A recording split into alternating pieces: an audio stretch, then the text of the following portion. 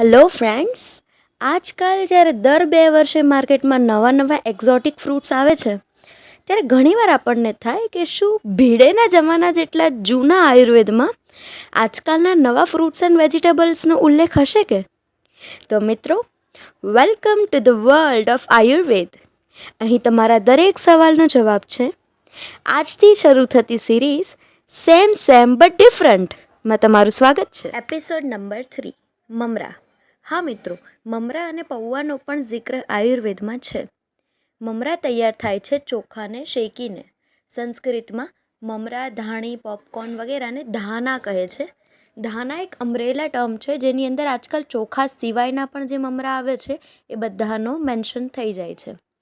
ધાના વૃક્ષ તરસ લગાડનાર અને ડાયાબિટીસ વોમિટિંગ ઓછી કરનાર છે.